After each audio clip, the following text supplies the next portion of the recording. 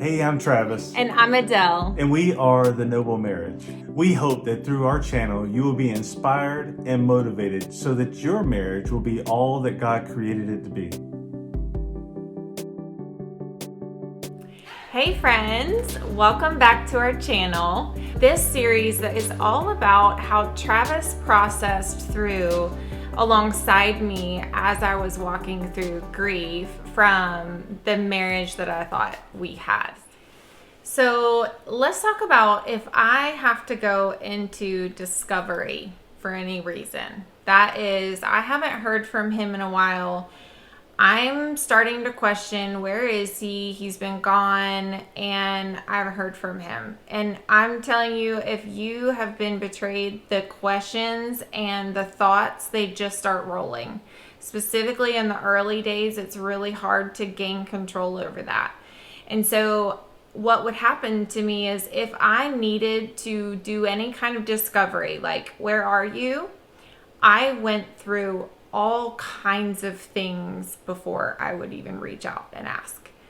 Am I being controlling? Am I being too jealous? Am I overreacting about this? Because I had never been through this before. I didn't know how I'm supposed to be feeling and what's supposed to be going on for me. And these were all new things that I've never really asked you where you were going and who you were with and any of that, because I didn't want to be jealous and controlling, and I missed a lot of things during that time that had I been interested in those things, then we could have been having more conversation. And so what I had to really wrap my mind around is when I have to ask, like if I am in a state of there's a question mark and I need to ask, where are you, or whatever that is in discovery, then I'm protecting my marriage. Like when I do that, it has nothing to do with being jealous and controlling and things like that.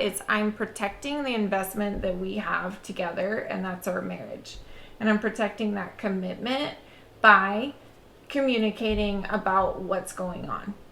And so I have a totally different view of it now, and I don't feel bad if I need to reach out and ask him, where are you? In fact, I've gotten to the point now where if I have one thought of, it's been a while, I haven't heard from him, I will just go ahead and ask, because I trust him now. And that work that he did and all those actions that rebuilt trust a little bit at a time got us to a point where I know I can trust you. And so when I ask, it's a state of I'm protecting our marriage so that all of these thoughts and triggers and everything isn't coming in. Just communicate. So that just leads it back to the importance of, if you can be the spouse that is disclosing constantly, it really keeps the betrayed spouse from having all of those other unwanted emotions on top of what they're already feeling. So just overshare and let your spouse be the one to say, this is what I need. Yeah, let's keep going with the topic of your emotions and the things you're going through.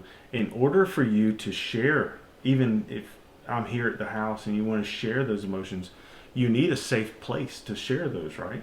Mm-hmm. And in this, that's the next thing I want to talk about, is creating a safe environment for you to share. I'm the betrayer, and you have things that you want to talk about, maybe some emotions going on or things going on, or you want to ask some questions or process some things. People just cannot share if they don't feel safe. We got to let walls down to share, and the only way walls can get let down is if there's a safe environment going on. And so what I have to do as the other person is be okay with what it is you're going to share. There is opportunities where it would come on me that unfortunately I would wear my shame blanket when you would share, and that does not create a safe environment. And we talked about that earlier. But then there's other times where I care more about you and your heart than I do about my ego. Mm-hmm. And then I'm able to hear you, because really what I'm doing is protecting my ego, because I don't feel comfortable with what it is that's going on. And so I have to set that to the side, and I just have to be able to listen to you and be okay with what it is that you're about to say and create a safe environment. Yeah, and I think it's like listening to the heart and not necessarily the words, because that's what I think where the ego gets involved, is really nitpicking the words that are being said when you really just listen to your spouse's heart. They're hurting.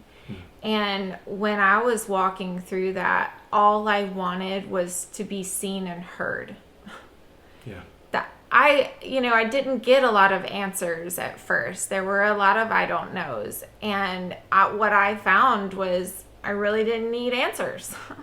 I really just needed you to listen and see the pain that I was in and validate what I was going through. And that way I'm not going through it alone. Mm-hmm.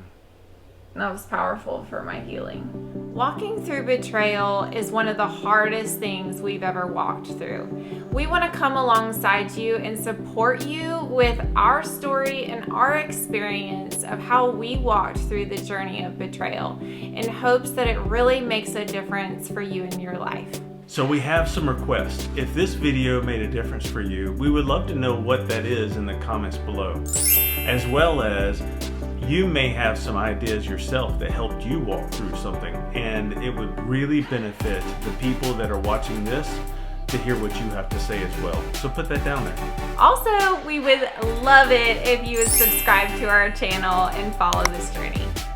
If this series made an impact in your life, please pay it forward to someone that you love and care about in your own life. This is how you can make a difference in someone else's marriage.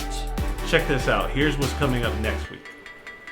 Anytime there's betrayal in the marriage, your spouse is going to have triggers. Allowing them to share the triggers going on for them creates healing for them. It allows them to heal faster when we're asking.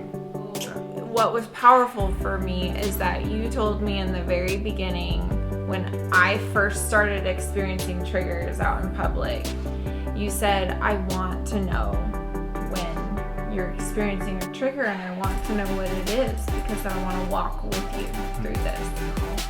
And even though I'm experiencing a trigger, it doesn't mean that you're betraying me, because the brain does not know the difference between thought and reality.